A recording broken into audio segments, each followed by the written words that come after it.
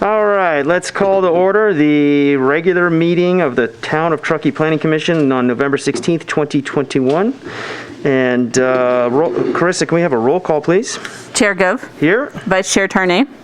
Here. Commissioner Freeman. Here. Commissioner Miller. Here. Commissioner Riley. Here. Okay, and now I'd like to invite any of you who would like to join me in the Pledge of Allegiance.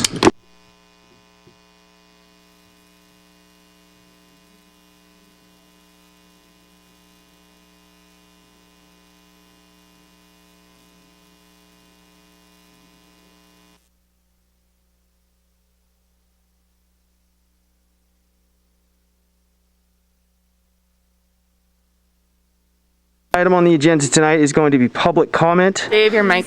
Hello. Button's on. I'm glowing red. Testing? Testing. Hello. Yeah, no, these. Hello. No, I don't think they're working. Hello? Hello? No. Test, test, test. Test, test, test. Can you hear me now? Okay. Okay, well, I can be heard on the TV, and I can also talk loud enough for this room, and it's a small group tonight, so it's not going to be a problem. Item number 4 is an opportunity for public comment for any items that are not on tonight's agenda. If anybody in the crowd would like to have a public comment for anything that is not on the agenda, please go ahead and moderate your voice.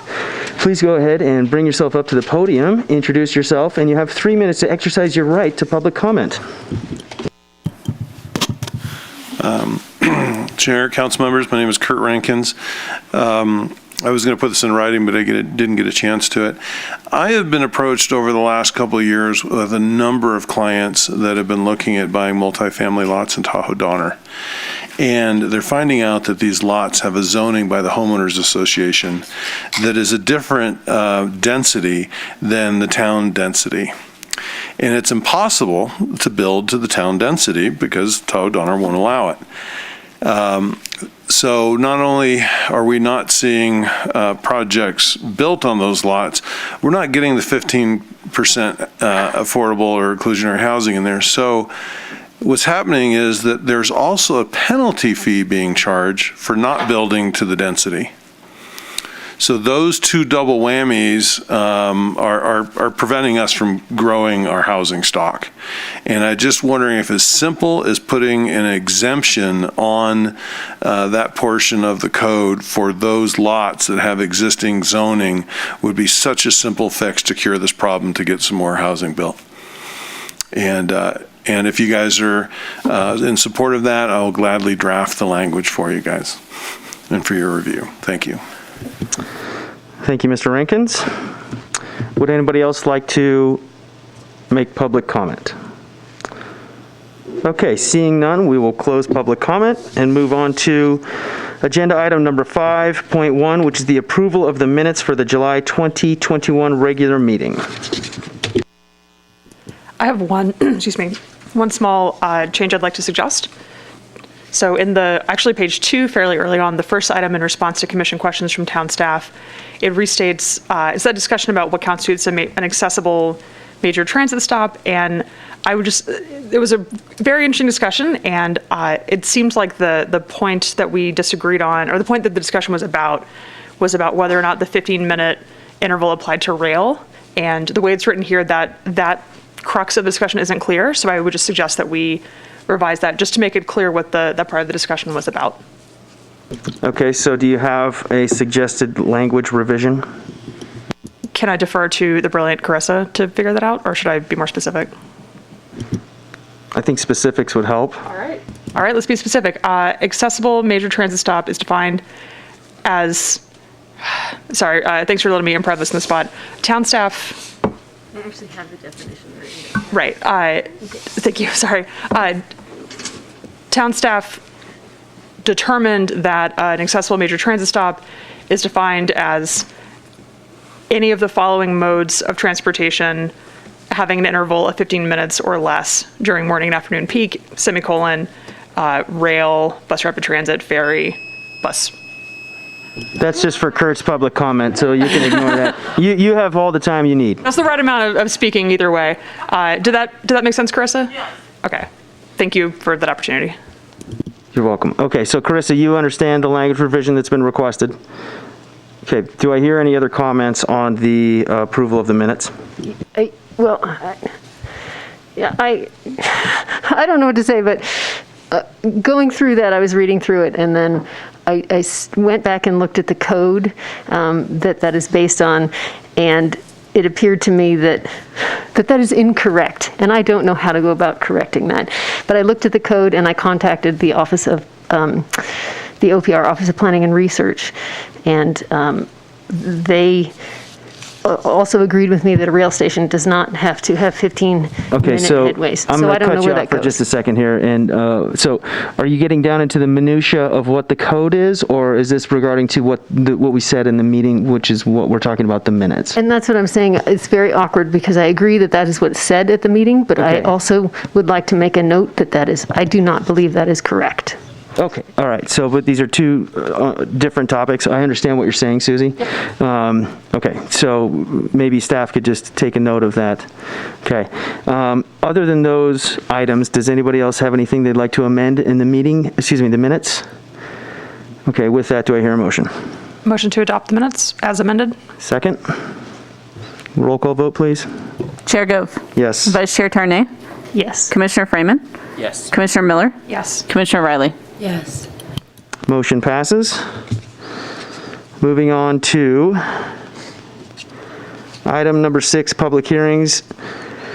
Item number 6.1 is for the Village of Grays Crossing, extension application number 2021-96. And yes? We had 2 minutes to approve. Oh, I'm sorry, you're right. Thank you, Susie. I appreciate that. Sorry, item 5.2 is approval of the minutes for August 17, 2021 regular meeting. Thank you very much, Commissioner Tarnay. Okay, does anybody have any comments they'd like to make for the minutes of the August 17th, 2021 regular meeting? I wasn't in attendance, so I'm going to abstain from voting. Okay, seems logical. I make a motion that we approve the meeting minutes from the August 17th regular meeting. Second? Roll call vote, please. Chair Gove. Yes. Vice Chair Tarnay. Yes. Commissioner Freeman. Yes. Commissioner Miller. Yes. Commissioner Riley is abstained. Motion passes. Moving on to item number 6, public hearings, minor review. Item 6.1, agenda item 6.1 is for the Village at Grays Crossing, time extension application number 2021-96, and I am recusing myself from this, so I will pass the baton to Vice Chair Tarnay to handle this portion of the meeting, and let me know when I can come back.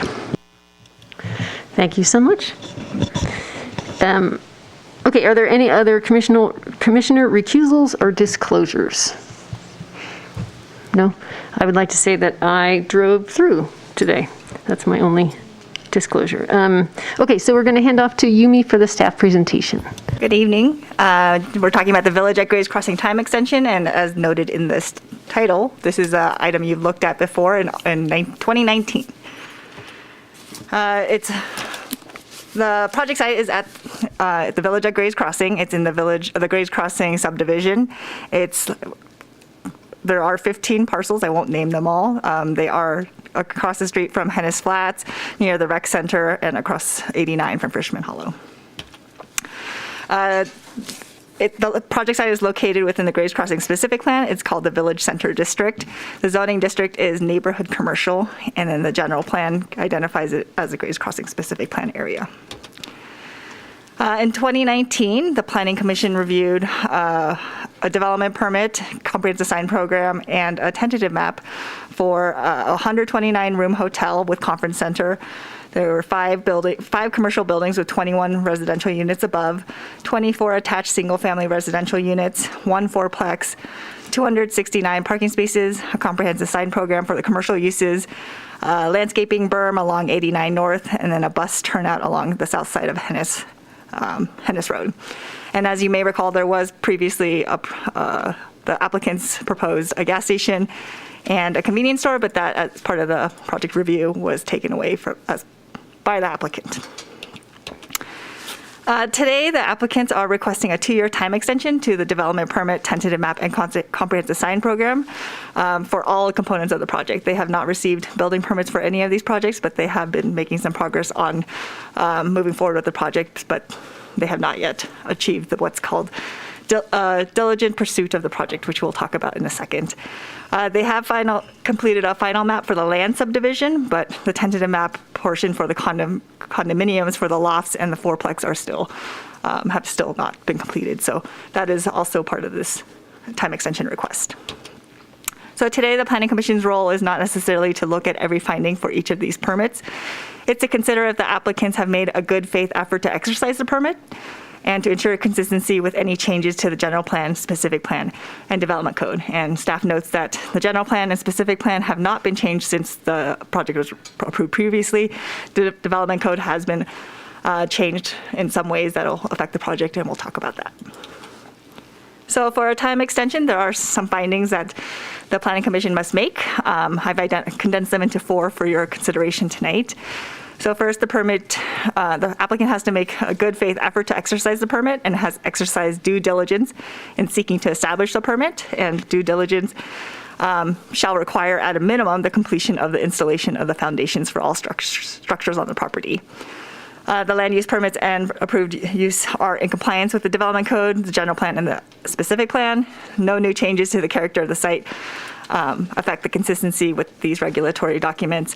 And then there are no changes to the capacity of your community resources. So those are the findings for your consideration tonight. As noted before, building permits have not been issued for any of these buildings, and foundations have not been installed. So far, the permits for the townhomes and fourplex were submitted in December 2019, and subsequent permits for the mixed-use buildings were submitted in May 2020. Because there were underlining parcel maps, some of the townhomes and buildings would have been over the property line, so before they could have a building permit issued for any of these projects, they were required to finish their final map application to ensure that the parcel lines were around the buildings. So they submitted a final map application in March 2020. The infrastructure plans, so all the utilities and trails for the site were approved in spring 2021, and they have been under construction since then, with anticipated completion by the end of this year, pending weather. The final map and infrastructure improvement agreement and bond were recorded in September 2021. So the land parcel map has been completed. The building permits are still in process. The town and the applicant team are working to complete their conditions of approval as required by the Planning Commission, as well as building code requirements and engineering requirements.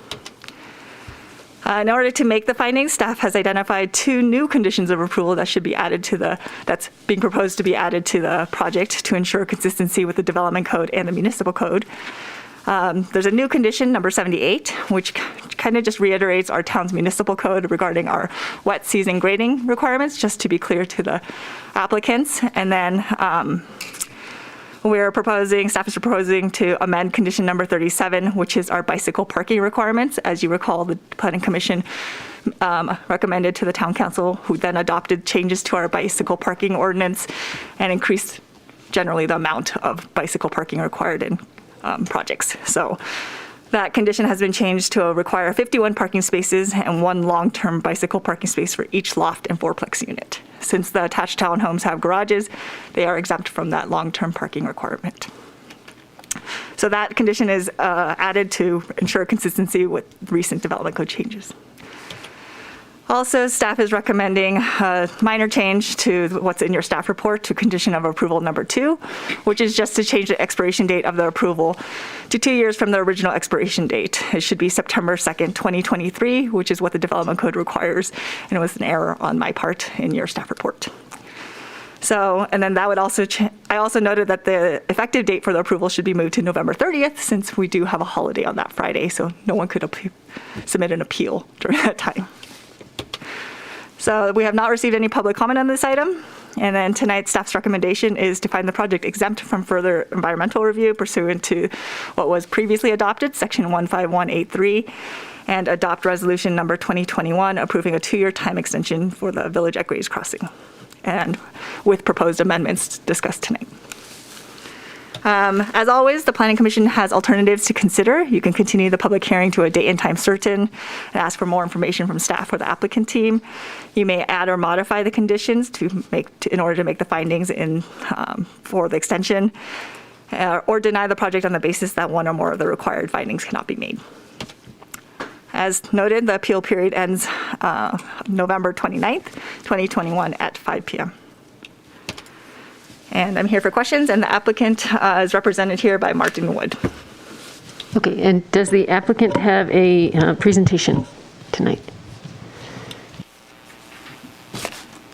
No, I'm Martin Wood with SCO. I'm not here to make a presentation, but just to make a couple of statements, just that we agree with staff's staff report recommendations. For those of you who've been out there, we've made significant progress over the last couple of years with the final map being recorded, reviewed.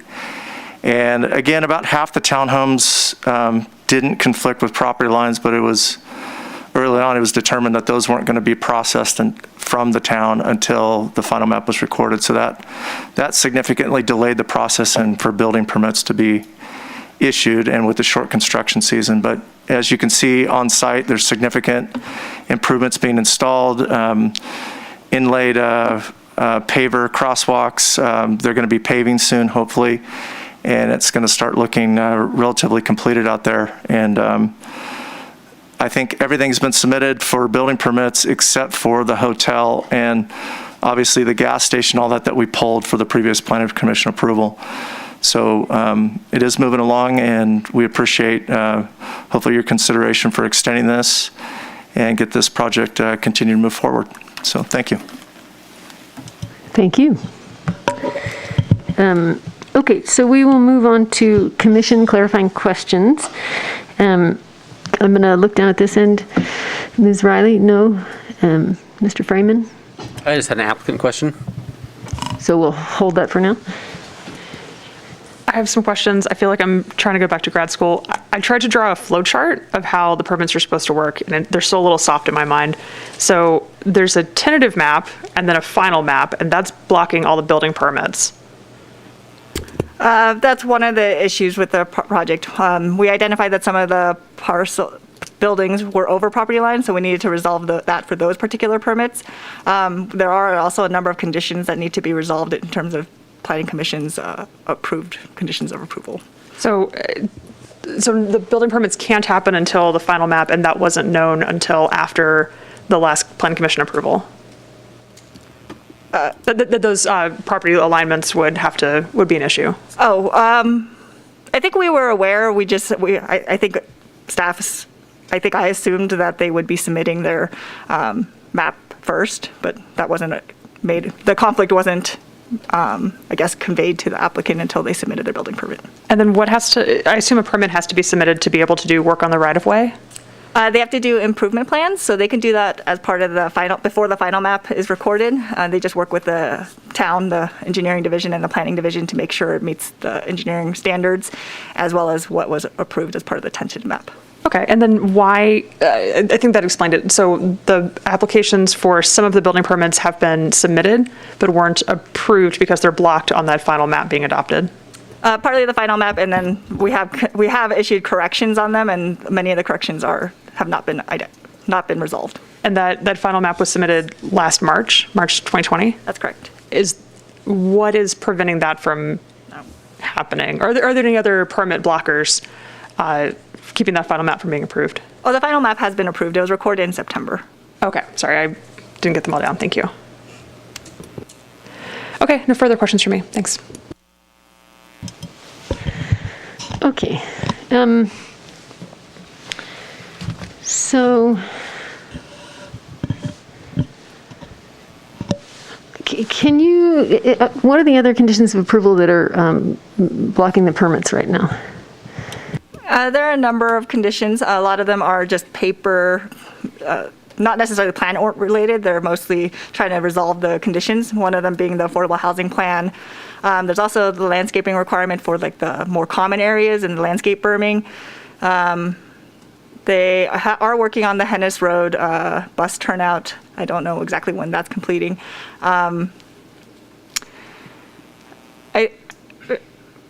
think there was some bike parking that I think we were trying to resolve. But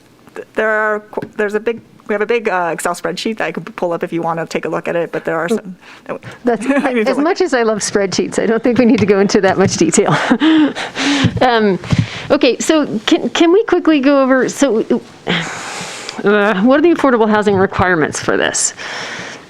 They were required to do 9 affordable housing units. Over the fourplex units were supposed to be affordable housing, and then they proposed 5 loft units as affordable housing, and that would be affordable to 120% AMI.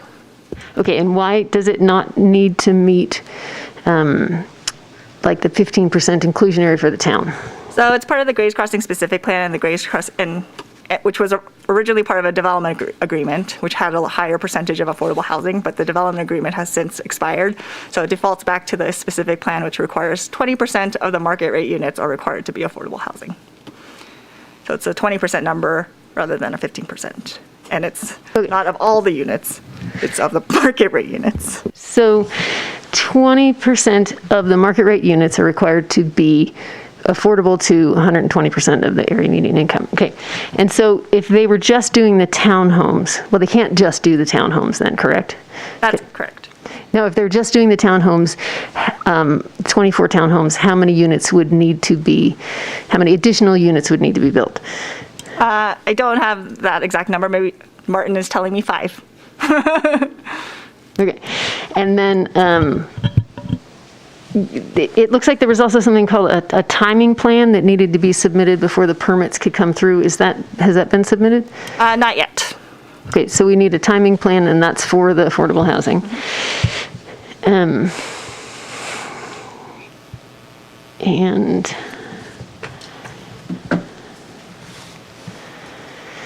And so how do we make sure that those affordable housing units get built? Well, it is a requirement. I think the phasing plan will help us identify the parameters of when they'll be built and when the building permits should be submitted for the fifth unit in one of the mixed use projects. But it's basically, it would be the certificate of occupancy of any of the townhomes would be hinged upon having the affordable housing in place. Okay, so they couldn't occupy any of the townhomes if they hadn't built the 5 units? That's correct. Okay. Great, thank you.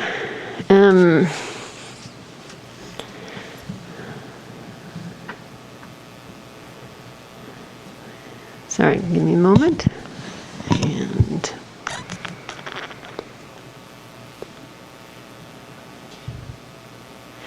You and I discussed this a little bit. I was looking through our code and just came across a very awkward phrase where it talks about affordable rent shall not exceed 1/12 of 30% of the maximum annual income for a household in that income level, in the applicable income level.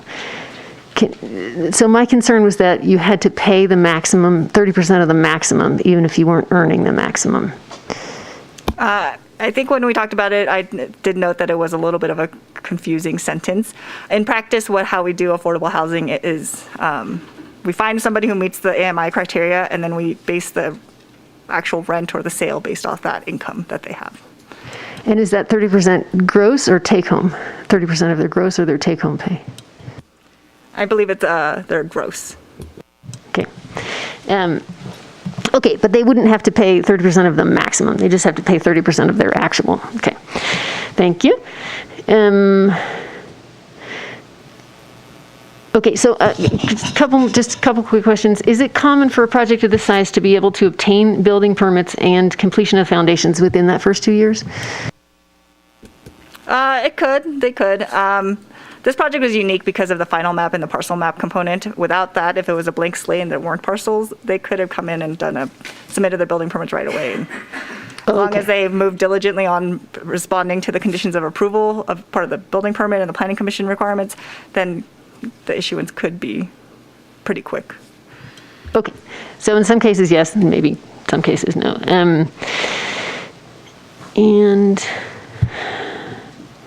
In light of this, the COA 78 that you were adding, it is currently past October 15th, and they are still working. I drove through a lot of mud on the road. Well, that's good to know. We should go out there and take a look. Work, once they've commenced before the October 15th deadline, there is allowances to extend that. They have to button up the site so that they can work in certain areas without causing more erosion or sediment. But there are allowances to continue if the weather permits. But they cannot commence a new construction, a new grading after the October 15th. Okay, and it might not have been grading. I don't know. Okay. And that is all my questions. So it's me, though. I have one more, just based on that. So one of the things that we're voting to extend is the tentative map. And again, these are just like very basic procedural questions, so thank you. But they have a final map that's approved.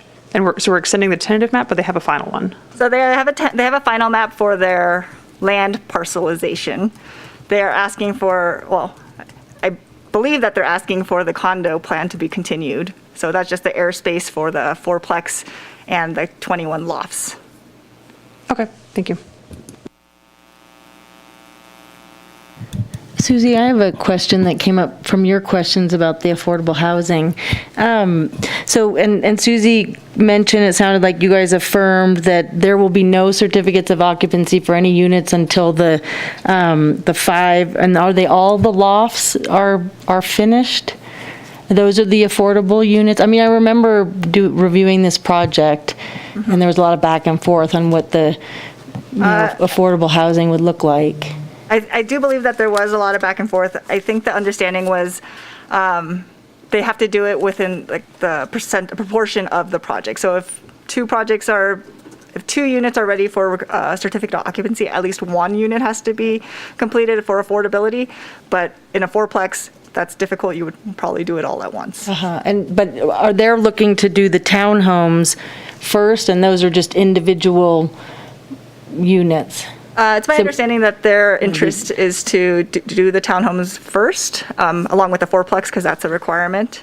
But I would probably defer to the applicant. Okay, so we could ask Martin for more clarification. Okay, thank you. Yeah, and so we will move on to clarifying questions for the applicant now as well. Thank you. So on the affordable, and maybe Yumi, correct me if I'm wrong, so the plan for the developer right now is they want to construct the townhomes and construct the fourplex concurrently. That's the plan. But we do need a 5th unit. And there was some discussion that we had with staff, and we had, I can't remember if that was part of the original conditions or something that we discussed. We had an email, Yumi, but I think what we planned on that last unit, that 5th unit, that we knew it would be constructed concurrently, but because that building is a more significant building with probably a longer lead time, we thought it might be one of those things where it's under construction but finishing that year. And what we had suggested to staff is that we'd put up security of a full in lieu fee until that C of O of that last building was completed. And that seemed fair as far as the town knowing that it would be completed and we'd get that 5th unit. So that's the first plan. So we'd bring the 5 on board so they can get the townhome. As you see on site there, all the additional guest spaces and the townhome loop road is about ready to be paved. And so it makes sense that they would construct that stuff first. And then I just will also offer that our client is in negotiations with a hotel, and that may be coming forward very soon. And they're also trying to figure out what they want to do with the remnant piece, not a gas station, but something that's probably going to come back to you in the future.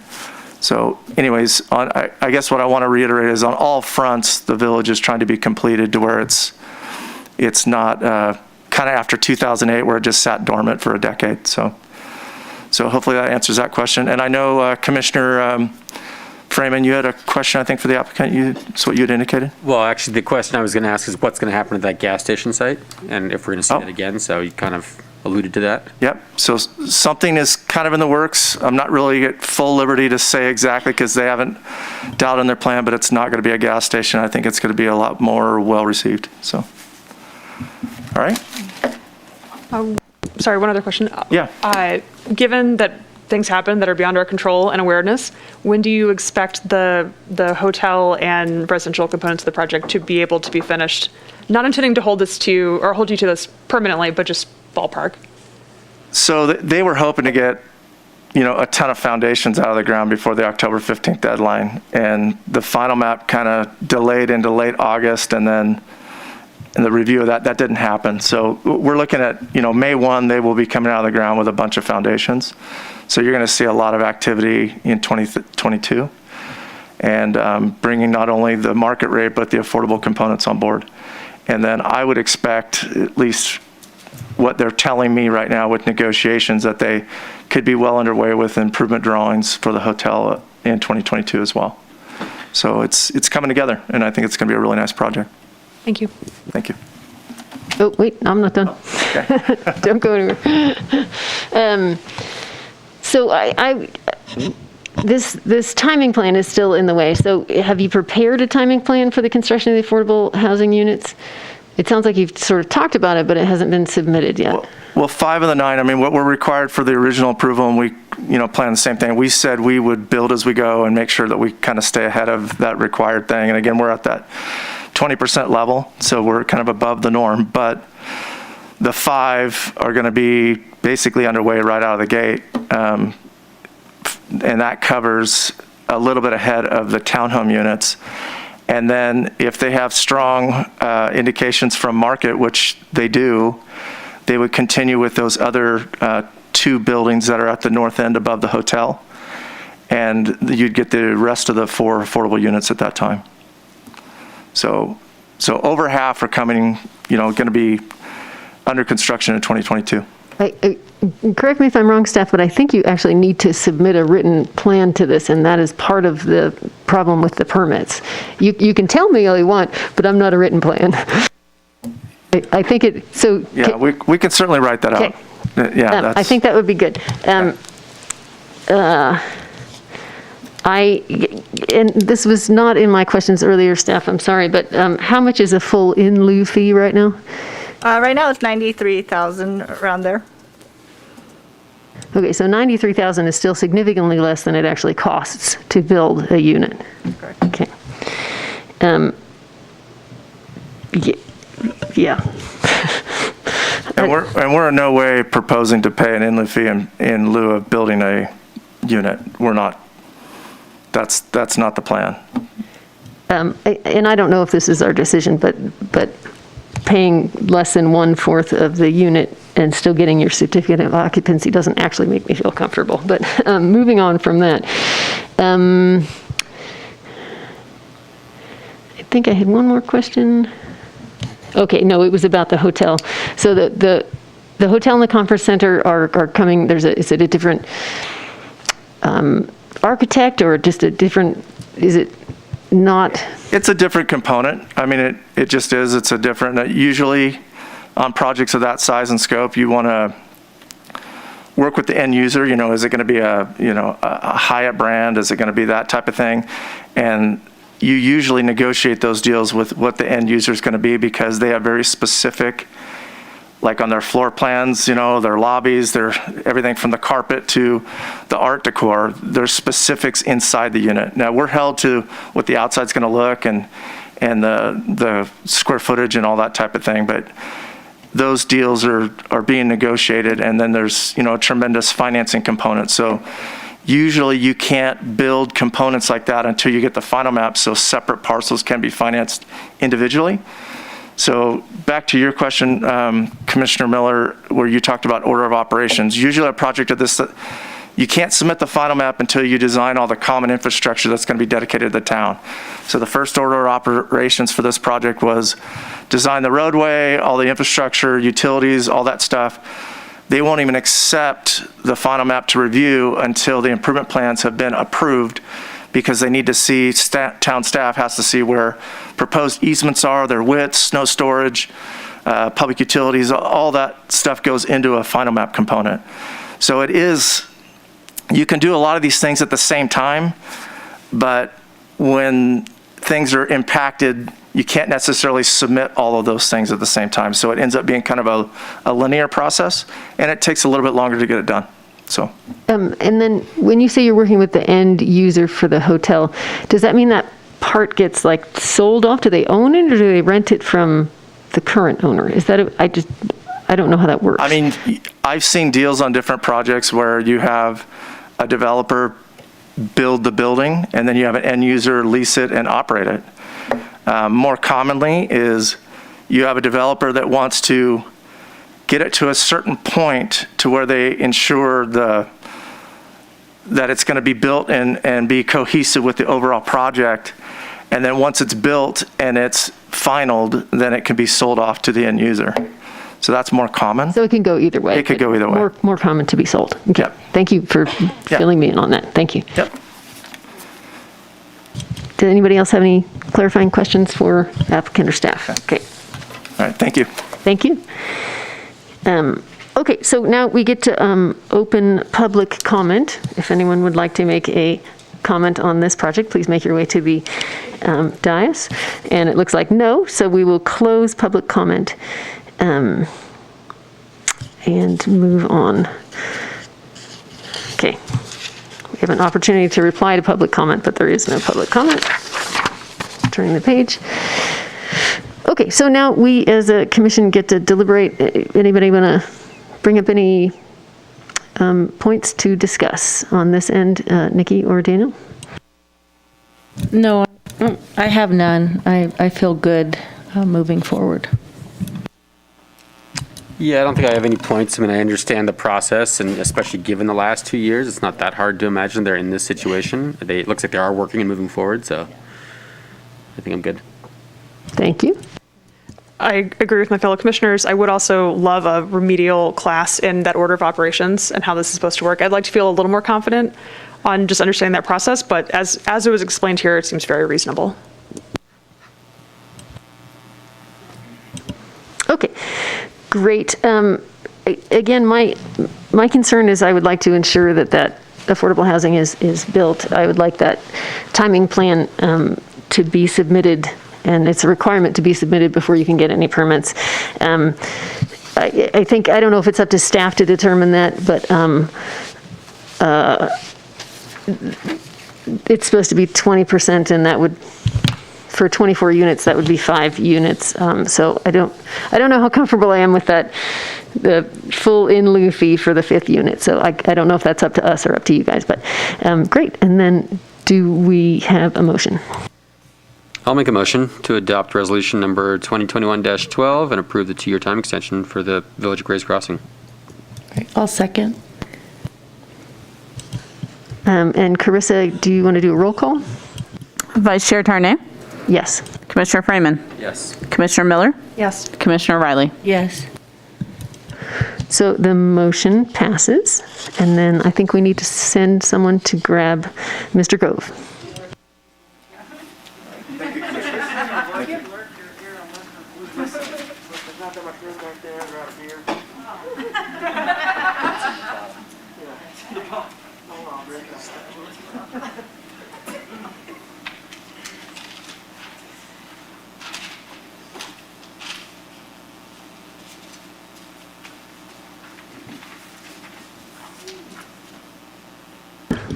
Okay, thank you, Vice Chair Tarnay. So moving on to item number 7, major review items. 7.1 was agenda item for the Estates Meadows project, but Yumi has some explanation to do on this one, it sounds like. Yumi, take it away. Yes, the applicants have requested a continuance to hopefully the December meeting, but it's not a date and time certain, just to make sure we get the information. They are trying to make some changes to address the Planning Commission and the public comments concerns, so hopefully we'll see that in the near future. Okay, and since this is an agendized item, we will open public comment for this. If anybody wants to make a comment on this Estates Meadows project, application 2020-135, please make your way to the podium, state your name. Okay, seeing none, we'll close public comment. And then move on to agenda item 7.2, which is for 12885 Zurich Place Office Building, application number 2021-32. Are there any commissioner recusals or disclosures? I did drive by this site as well today.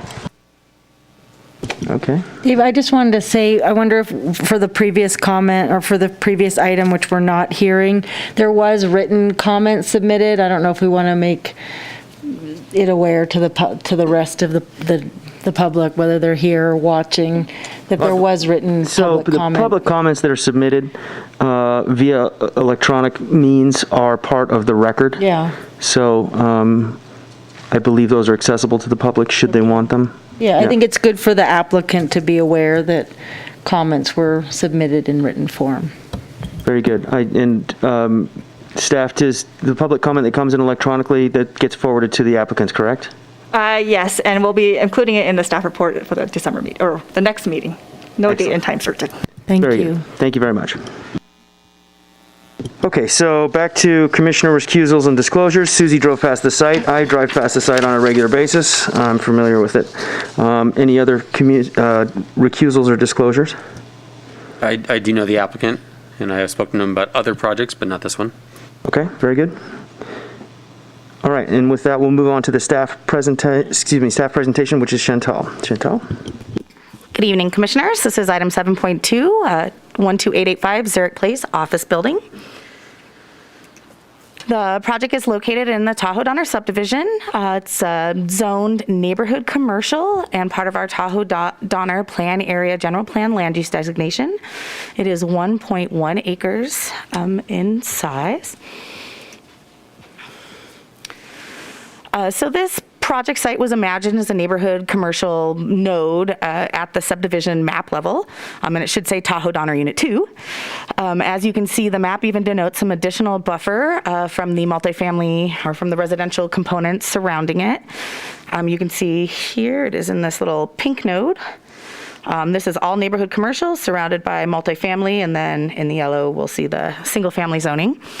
Adjacent land uses include a vacant commercial property, a developed commercial property, and then the multifamily properties. So the applicant is proposing construction of a approximately 10,400 square foot, 3-story office building with 9,800 square feet of business and professional office space. Offices, business and professional are permitted use in this zone district. The land use entitlements that are being requested is a development permit for projects greater than 7,500 square feet of floor area or 26,000 square feet of site disturbance, and a comprehensive sign program to approve signage for their multi-tenant site. As I mentioned, the site is 1.18 acres. The impervious coverage allowed here is 70%. They are well under that. They have a 0.2 FAR, which would allow them 10,280 square feet of commercial use. They're at 9818. They're proposing 36 parking spaces, and that is what is required. And they're currently proposing almost 80% snow storage, and they are required to provide for 75%.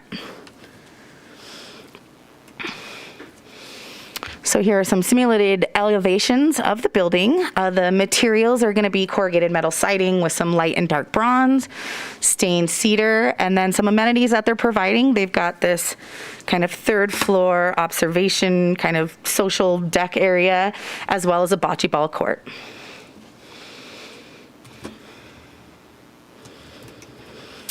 For their comprehensive sign program, they've got 17 signs proposed. 2 are address signs for directories, and then window signs, which are door glazing for the suites or for entry doors. The sign program is substantially consistent with our sign development code chapter, with the exception of one directory sign, which I'll show you later. So as part of the findings for development permit, we want to talk about general plan and development plan consistency. So the general plan land use designation is Tahoe Donner Plan Area, and this applies to the existing Tahoe Donner community and allows build out of the land uses put in place in Tahoe Donner prior to the incorporation of our town. This includes single family zoning, neighborhood commercial, condos, and recreational facilities. And here are some general plan goals and policies that pertain to the project. The land use is consistent with the Tahoe Donner approved master development plan. We want to see neighborhood services in commercial and Tahoe Donner that could reduce vehicle trips into town. We want a mix of land uses to keep our community vibrant and also to reduce traffic. We want to strengthen our neighborhood centers. And, potentially this is a new office space that could be designed and offer amenities that could be attractive to new economy businesses, maybe co-working spaces or something that has a more social aspect to it. Staff finds that it is consistent with our general plan goals and policies. The project is not asking for any deviations from our development code. So as you can see, it's consistent with setbacks, floor area ratio, site coverage, height, open space, snow storage, and parking. As I mentioned in the staff report, there's a little asterisk next to snow storage. We have some snow being stored in a snow storage easement, but we can review a final snow storage plan prior to building permit submittal, and the engineering division and planning division feel confident that we can get that to a place where we're comfortable. Per our development code section on workforce housing, the applicant is electing to pay a fraction of the in lieu affordable housing fee. And that comes out to $64,000 and change. This calculation is based on the current in lieu fee. However, the fee that is required will be the adopted fee when the building permit is submitted. I could go over all the math, but laid it out there for you. And then this is condition of approval number 31. Our town design guidelines aren't very broad, or are very broad for office buildings, but it is consistent with those. Some of the consistent guidelines is that the office is oriented at the minimum required setback. We do have those increased setbacks, which you can see at these lines right here, but the office building is pushed up pretty darn close to those setbacks. The parking is on the side and in the rear of the building. And as you can see from the simulations, there are some plane changes, some articulation. We don't have long unadorned wall planes. You might notice the driveway and the parking is, I don't want to say intense, but kind of larger. And this is really due to Truckee fire requirements. They required an apparatus area right here and a turnout back here for their larger trucks. Usually we would have access on the less intense street on Zurich, but Truckee Fire preferred Northwoods, and as did the neighbors on Zurich. So this was approved by the town engineer and addresses those concerns by both the fire district and the neighbors. As for the comprehensive sign program, there really isn't a ton of signage proposed here, and it's all pretty moderate and goes kind of in concert with the building. We've got 2 address signs. Those will be halo lit. We've got 4 directory signs and the window glazing. The one deviation is that this is, you'll see it says building entrance, and the directory signage is not quite on that facade that has direct customer access, but it is right by that door and does make sense to be located there for the customers entering at that entrance. One thing I had mentioned, because we have changed the encroachment, and it will be the encroachment will be on Northwoods, we are going to go ahead and move forward with changing the address so people won't be confused, and so emergency personnel can find that location. And even they have plenty of sign square footage left over, so the change from Zurich to Northwoods Boulevard will not be an issue. So yeah, this project is consistent with with our development code. We do have conditions of approval that ensure consistency. I've highlighted our snow storage, workforce housing, parking, lighting, signage, landscaping, tree removal, noise, and solid waste conditions that are part of the conditions of approval. There has been no public comment received as of even 5 p.m. today. We did have some public comment at the very beginning of this project. We do a notice of submittal when the project first comes in, and that was back in April. There was a housing component at that point, and we did have some comments from the neighbors, but that housing component is no longer here, and I have received no more comments from any neighboring residents. So staff is recommending that we adopt Resolution 2021-11, determining the project to be exempt from CEQA per Section 15332 Infill Development of the CEQA guidelines, approve the development permit and the comprehensive sign program based on the recommending findings and subject to the recommended conditions of approval. Of course, as always, there are alternative actions that you can take. You can continue the public hearing to date and time certain. You can find that the exemption is not suitable and require the preparation of an initial study. You could approve the development permit and sign plan or comprehensive sign program, subject to adding, modifying, or eliminating any provision or condition of approval, or you could deny the project on the basis that all of the required findings cannot be made. So I noticed that Yumi had changed the date of her appeal period because it was a holiday, and I will need to do the same. The appeal period will actually end, I believe it was the 29th at 5 p.m., which would be that Monday, being that Friday is a holiday. So I will make that adjustment in my resolution. Thank you, Chantal. You're welcome. And I should add, the applicant contacted me right before the project, or before the meeting, and did have a small change that they needed to make, so they can, with the square footage, so they can discuss that if they would like. I didn't have a chance to add that in here or analyze that. Okay, we'll give the applicant an opportunity to do so. Before that, I would like to add to the disclosures, I have done business with MWA Architecture in the past. However, I have no specific knowledge of this project, nor do I have any business interest in it. So with that, Mr. Rankins, would you like to, or either one of you, would you like to give your presentation? Thank you, Chair Gove. We have no presentation. We think staff's done a great job. I don't see anything controversial. And I'm here with Becky Thayer, also from MWA. The one thing that we did find is that it was brought to our attention there might be an error in our area calculations on the gross floor area, and it is more than what we stated, but it is below the 9,999, and that is before we even put in our error chases, and so we'll be back well under the 9,999. And we're comfortable with that being verified by the building department or whoever at the appropriate time as a condition of approval. We're fine with that. I'm here to answer any questions. Thank you, Mr. Rankins. And I'll just add, so usually with gross floor area, when those full engineered documents are seen by the building department, that's when we can really calculate it, because we, at this level, don't have vents and other items to calculate. One item that we will have to discuss is whether or not that bumps us into an additional parking space. That would be the only, it won't change workforce housing, we'll still be under 20, but because of the decimal fraction, just maybe something for you guys to keep that number under, so we don't come back with a new parking space, because that will be a little more than we can handle at building permit submittal. Okay, we'll keep an eye on that. Thank you. Okay, very good. So we'll move into commission clarifying questions for staff. And who would like to start? Thank you, Commissioner Miller? for answering all my questions by email earlier, and Yumi, who I didn't thank on the previous item as well. I have no further questions now. Commissioner Tarnay. I'm sorry, Chantal, I sent them very late, but I did want to kind of give you a heads up on what was going through my head. So you're nodding, so I'm grateful that you got a chance. I didn't have a chance to answer them because they were late, but I did see them, so Okay. I appreciate that. You did get a chance to look at them, that's great. So having not, I've been on construction projects, but I have not designed them. So it seems like a lot to go from 10,467 square feet to 9,818 square feet of gross floor area. Is that just the thickness of the walls? Like, what is that? I can read you, or maybe I could even bring up, well, maybe reading your gross floor area definition might be helpful.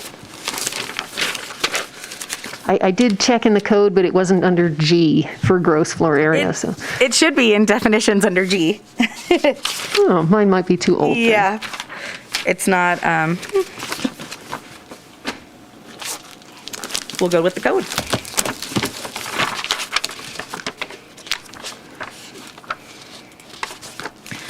And I had talked to the applicant about this prior to this meeting a couple weeks ago, and there is a difference, with their 10,000 square feet is the conditioned space that they have to use for energy calcs for the actual building permits.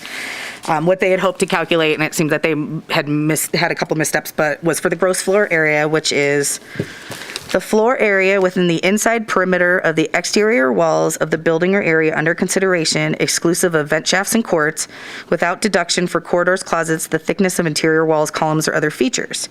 For stairways and elevators that connect multiple levels, floor area shall be counted on all levels as if it were a solid floor, except that the area of the stairway or elevator shall not be counted at the floor area of the topmost interior level served by the element. When a room in a building has a sloped ceiling, no portion of the room measuring less than 5 feet from the finished floor to the ceiling shall be counted as floor area. And then it goes on for crawl space and basements. There's some exceptions.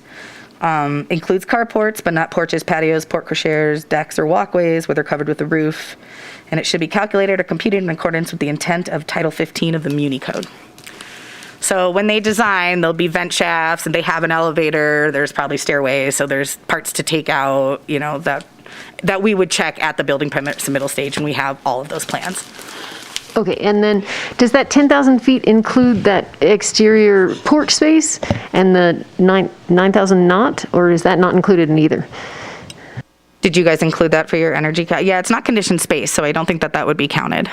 It's not in either one, the 10,000 or the 9,000. Correct. Okay. Okay. So that is 600 square feet of non-gross floor area is not uncommon. That is it's not that much. It kind of depends on the design of the building. I mean, this does have sloped roofs. Not all buildings have elevators. I'm not an HVAC specialist, so I don't know how the vent shafts might work. That's why we kind of wait to that building permit submittal stage, because our plans examiner looks at those, kind of more intense building kind of code areas and planning's looking at. But we do double check that, and their fees would be based on what the gross floor area is when they submit. Also, we would double check to make sure they have they know now about the parking, but they need to make sure that they keep their gross floor area to what keeps them the 36 spaces. Okay, I'm just concerned. They said there's an error there, and the error has to be less than 200 square feet in order to stay in that same the workforce housing calculation. Otherwise, it doubles the requirement. Also for their FAR, so they have to stay in there to be consistent with the development code.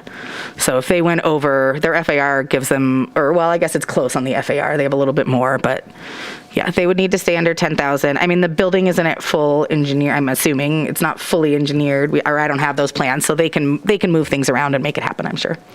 Thank you. I appreciate that. That will be... Okay, and then this, I'm sorry, this is the awkward and slightly harder question. So for the CEQA exemption, it's going underneath a infill exemption. And I've gotten conflicting advice on what qualifies for infill. In the code, in the state code, it talks about it has to be substantially surrounded. I have called OPR before, and I got an answer that substantially surrounded means 100% surrounded. And then there's also, I've gotten input that it's only 75% surrounded in order to qualify for that. So have we as a town ever made that official determination, whether it's 100 or 75? Is it just an assumption? Do we have to make that decision now, or does the staff make that? Okay, go ahead. So it is, in the CEQA guidelines, in this exemption, it does say substantially surrounded. These guidelines have been updated in 2017, and they did not add a definition for what that meant. So, I would say 100% wouldn't be substantially, it would be completely. However, there are some places in the CEQA guidelines where they do talk about 75% being substantially surrounded. However, it's not for this particular exemption. So we tend to go with the 75%. But it's not a defined amount, and that's why I think you get differing answers from OPR. I mean, it's ultimately the jurisdiction's decision in making a CEQA determination. So the commission has the ability to discuss whether you believe as a group that the project is substantially surrounded to warrant inclusion under the infill exemption. But our recommendation is that we do believe it's eligible for this exemption, and certainly would be consistent with prior determinations that we've made. Okay, but that we are the ones determining that. That is, the staff is not the agency, the town is not the agency. We are the agency determining that. The town is the lead agency, and then staff will make the recommendation, and you are the review authority. I'm sorry, I just got another email from them, and it says, under CEQA, the lead agency refers to the decision-making body, and so that is us. Okay. Yes, unless appealed to the town council, yes. Got it. That's my only questions for staff. Thank you. Commissioner Freeman, do you have any clarifying questions for staff? No questions for staff. I have a couple. Fire away. One question, just to follow up on Susie and CEQA. Based on the staff report, you didn't note anything significant on the site. That was my takeaway, nothing environmentally significant. Is that correct? Correct. Yeah. Okay, and then you mentioned housing. I'm wondering if you could speak to, I mean, it's not totally relevant, but I am curious. There was housing proposed and then it was removed, and maybe you could share some insight on that. Yeah, the applicant was hoping to build 3 to 4 residential units, but they were not able to get that approved through Tahoe Donner. They have, for lack of a better word, conflicting regulations for neighborhood commercial zoning, where we allow residential and mixed use, they do not. This sort of alludes to what Kurt shared at public comment at the beginning of the meeting, and I could ask him to I missed clarify that, so if- you might if he's- want to. If, well, Slightly yeah, different, yeah, but- yeah. Maybe Dave will call you up. Yeah. Well, we're going to open it up to clarifying curious. commissions for the applicant, and, Hold on. excuse me, clarifying questions for the applicant in just a second. So, yeah, we can get to that next. Susie, do you want to share something? No, well, I did want to throw that to staff and say what happens in that. Who's the deciding factor? The town zoning or the HOA zoning? Is that what it is? Sure. I mean, if they would have submitted residential, we would have looked at it and reviewed it through our code, and we could have, I mean, I can't speak to something that we haven't reviewed, but we could approve residential units. Then the developer or the applicant would probably have to work with their HOA to figure out what to do with that. We approve things through our code. We don't use HOA guidelines when looking at projects. So to help out with that a little bit, any given applicant that is going through a town process and a homeowners association process has to satisfy the requirements of both of those governing bodies. And that's one of the things that there's a challenge with Tahoe Donner. And we have an opportunity as we're going through the policies with the general plan update to take a closer look at that to see if we can figure out a way where we can get that to mesh in a little bit better. And I know Mr. Rankins would be happy to comment to that once we get to the clarifying questions for the applicant. Will be coming up shortly. It does, but I feel like one should take precedence over the other. But they don't. It's just not the way it is. I mean, you have to satisfy both. So if you can come to the town and get approval, but if you can't get approval from the HOA, then you're stuck in the water and you're dead in the water, and vice versa. I mean, the town, the HOA can't be less restrictive because you won't get approved from the town, but HOAs tend to be more restrictive, and I guess that's, part of the homeowners association guidelines and not part of ours. But doesn't that conflict with like the state goals of getting housing built? I mean, it could. It's kind of like the state passed ADU legislation. Even if a homeowners association did not want to have an ADU, they do now have to have, or it'd be up to them. They'd be in hot water with the state if they weren't allowing it. I was going to say, just another example is SB 9, that homeowners associations can say one dwelling per parcel, and even though the town would allow for them to go through with an SB 9 request, if their HOA says no, the homeowner wouldn't follow through with that because they have to comply with both. Okay, so does that wrap it up for clarifying questions for staff? Yes, okay, I'm getting nods of agreement. So we're going to go and move into clarifying questions for the applicant. Who would like to start? Commissioner Tarnay?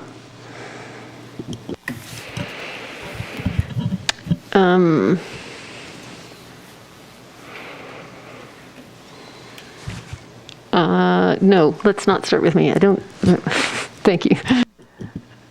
Commissioner Riley, do you have any clarifying questions? I just had the one question about the housing, which is not totally pertinent, but I'm curious, and I think it does sort of inform the bigger policy questions that we will talk about later. Your question is about the... Why did they remove the house? Like, what was the intent?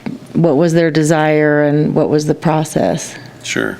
So we wanted to put 4 voluntary workforce housing units. I talked the developer into it, thought it was a great idea for our community.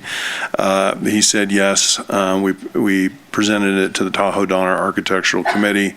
They said that they, as a committee, could not approve it because their CCNRs restrict from putting residential on commercial properties. We dove into their CCNRs and challenged them on that, in that some of their documents defer to Nevada County Authority back pre-town of Truckee. And therefore, I was trying to wiggle through the gap that we should go by what the town wants now. They said it was not in their purview and that we would have to appeal it to the board. While we were preparing to appeal to the board, we were contacted by the Tahoe Donner general manager, and he basically said, I think I can work the board into approving those units if you dedicate them to Tahoe Donner employees. And at that point, my applicant went, there is no way I'm going to tie my property to Tahoe Donner employees. He liked the intent, but he didn't like I'm not going to use the word extortion, but that's the way it felt. And so he pulled that aspect out of the application. Does that answer your questions? Yeah, thank you. I appreciate that. Commissioner Freeman? I just had one question. I think this is a great project and well done on the site and a great use of the space, and it's great to see more commercial in Tahoe Donner. Can you squeeze a few more bike parking spots in? Yes. And quite simply, there's almost unlimited because due to the nature of the steel columns along the walkways, people can chain up bikes the whole way. The walkways are extra wide. Yeah, and it seems like you could definitely see a Tahoe Donner-based business move here and have employees live in Tahoe Donner and ride the bike there. Absolutely. It's too bad they can't live there, too. Yeah, I agree. That's it. Commissioner Miller? None for me, thank you. Commissioner Tarnay? Thank you for coming back. Okay, so why is there no street frontage improvements like sidewalks in this project? There's none in Tahoe Donner.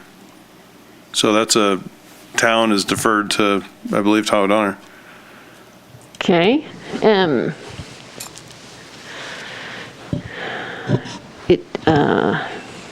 don't believe Tahoe Donner has been perceived as a walking community at this point. It isn't, but that doesn't mean that it shouldn't be.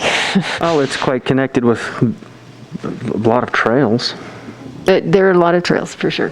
Yeah, there's some biking trails. Mountain biking and Mountain biking paved trails as well. pretty near this, yeah. There aren't sidewalks on other parts of that particular street. There are not sidewalks, I know, which I think is a problem, not something to be emulated. Okay, so my other question for you is, with the COVID work from home movement, is there a need for additional office space? I've been hearing stuff on the radio about, giant office buildings in New York City completely vacant. How is Truckee different? We're not a big city. So there was an NPR report today on the radio this morning that in the big cities there's a glut of office space, but in small town America there's a demand. So I think that parallels to the movement of the people. I think what's happening is some people have gotten authorization to work from home and then finding maybe they're not as productive as they want to be from home, but they don't want to go back into the city. Okay.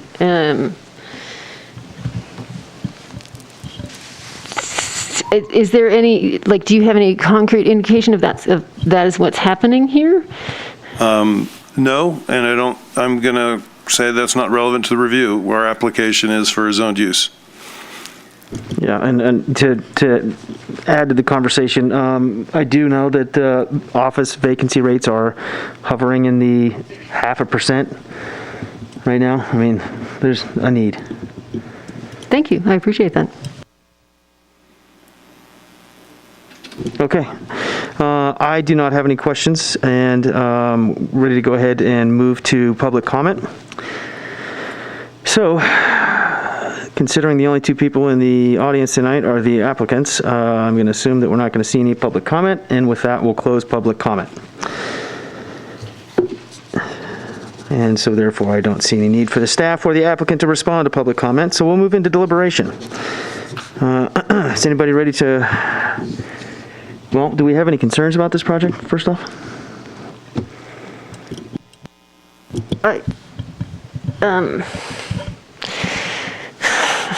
I'm uncomfortable with the town's use of infill. When I think infill, this isn't what I think. It's a heavily wooded lot right next to a very large, vacant, heavily wooded lot in a very low density area. So I'm just uncomfortable with that. I've been uncomfortable with this 75% substantially surrounded. That's sort of an assumption. And I've been uncomfortable that we sort of haven't been told that that is our determination to make.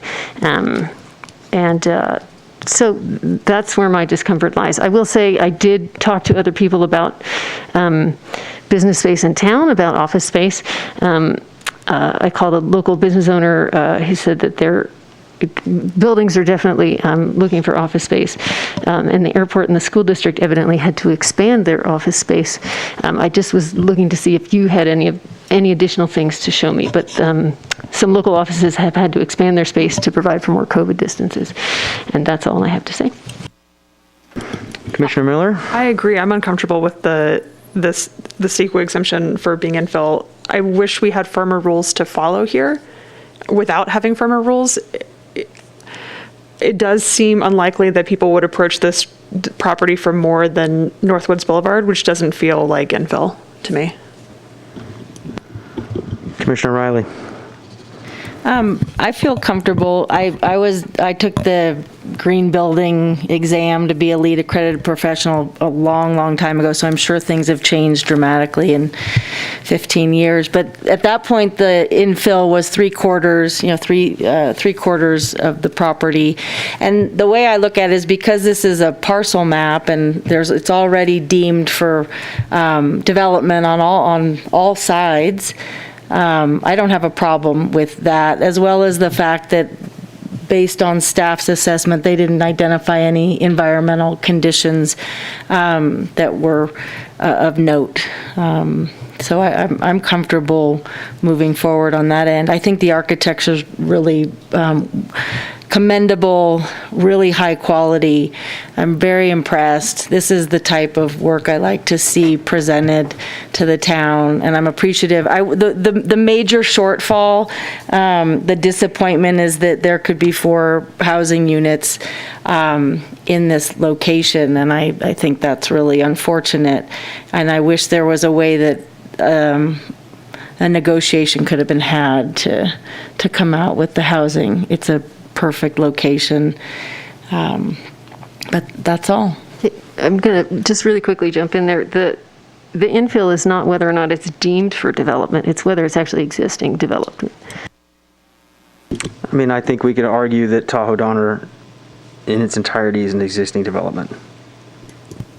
Adjacent parcel is not. Fair enough. The adjacent parcel behind it, and I'm looking at the map on page, I'm not even sure, I'm sorry, maybe 3. The yellow parcel across the street that covers, or that faces maybe half of the south side. Yeah, the one with the post office boxes, basically. That to me doesn't look like a neighboring property would, that would be infill for that definition, and then the parcel in the back isn't, so that strikes me as being less than 75%. And again, I wish we had firmer rules to go here, because this feels like improv, and I don't like that, given that the rest of the project is so good. And I want to echo Commissioner Riley's comments on the rest of it being very solid. It looks like that parcel across the street is actually called green space or Tahoe Donner space, based on this map. Yep, that's Tahoe Donner. Probably would never be developed. Yep, that's Greenbelt. I mean, is it it's a use that's designated for the use of the developed residents in Tahoe Donner. So as being next to a greenbelt infill, I don't think so personally. I think you're showing me that it's less than 75% surrounded right now. I'd say this side, this whole side. I mean, to me, this is the vacant parcel. It's 25%. And then I think of it, as I mentioned, there isn't a definition for substantial in this exemption. So we're talking about different areas of the CEQA guidelines, not this one. I also think of the fact that Tahoe Donner is a developed subdivision. This is a commercial node for Tahoe Donner. To me, this feels, as far as Truckee goes, like infill. But of course, you guys have the ability to take an alternative action, which is presented to you in the PowerPoint, and I'll bring that back up. The other reason I feel comfortable revoking the CEQA exemption is because, and thank you again, Chantel, for the back and forth over email. I understand that it is our role to interpret the rules as they are written. Whether or not we agree with the rules is separate. The inclusion of office space as a neighborhood commercial use strikes me as very odd. So being able to remove the CEQA exemption would satisfy that need to me, to have them actually study, is this going to have a large impact on VMT? Where are these people going to be coming from? I would just like more information about how this is going to affect transportation in a neighborhood that we're already always talking about wildfire evacuation and traffic. Is this going to actually be serving people in the neighborhood, or is this going to be worsening a problem that we're already concerned about?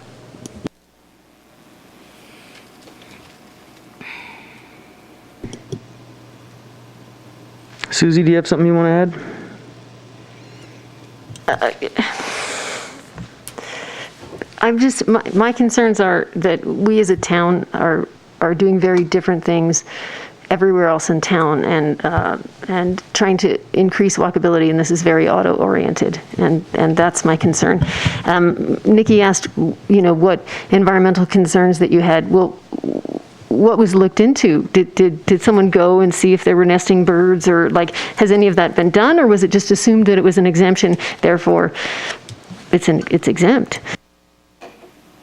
I mean, in making our environmental determination, we typically run through the initial study checklist to see if there's anything that gets triggered, and then we run through all the different possible exemptions. And then if we land on infill, in this case, we scrutinize each of the criteria that need to be met. So there's definitely work that goes into making that determination. And then we also typically consult what we've done in terms of in the past with respect to similar determinations. So as I stated earlier, this is consistent with what we've done previously. That being said, that doesn't need to factor into your determination tonight. It's up to the five of you to determine what the correct environmental review is. I will add too that we do site inspections, and for the developed properties around this, I know I did those ones previously, so the environmental work that was done originally that supported this was from the work that I did on the adjacent properties back when I was a planner. So we have that collective history that we also use when we're doing our site assessments and looking at the different determinations for the environmental assessment. One other minor comment. I really appreciate the applicant sharing the story of the discussions with the HOA, and I would be hopeful, and I hope this hope is well placed, that if the HOA were to find a way to allow residential uses open to any occupant, that would help that transportation component, because this would be an excellent infill site for residential and for a more active commercial use. Yeah, so I share the frustration too with Tahoe Donner trying to put a restriction. I'm not going to use the word extortion either, but it's unfortunate that they tried to put that mandate on the applicant, because that would have been a great place for those 4 units. So if there's a way that we could try to have a conversation with the management of that association as a community to try to avoid this in the future, I think that would be beneficial.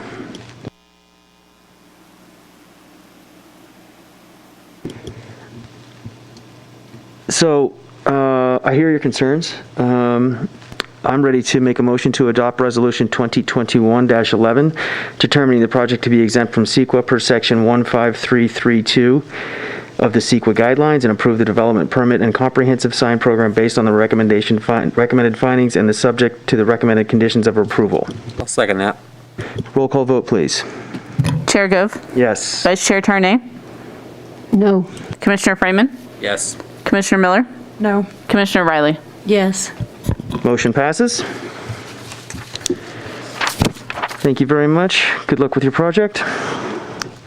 Okay, well, moving on to number 8, information items, upcoming commission meetings and agenda items. Jenna, do you have anything for us?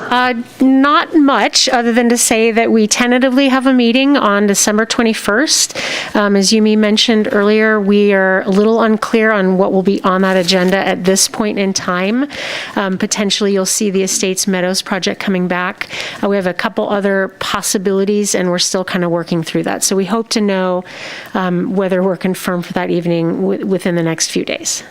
and we'll certainly follow up if anything changes. And then I just wanted to add too that with the council's discussion of land use alternatives last night, we did a similar process where we wrote down their recommendation on slides. So I'm actually in the process of cleaning those up. Once I have them cleaned up, we're going to post them to the 2040 website and then send them out to GPAC and the commission so that you have those to reference. Thank you very much, and thank you for 2 long days in a row. It's appreciated. I know last night was a long one. Okay, do we have any commission member reports? I have a question, Okay. nothing to report, but I have a question for staff as a follow-up to last night. There was mention of moving forward with the EIR. The EIR doesn't take into consideration the other elements, the noise, the other things, it's just land use?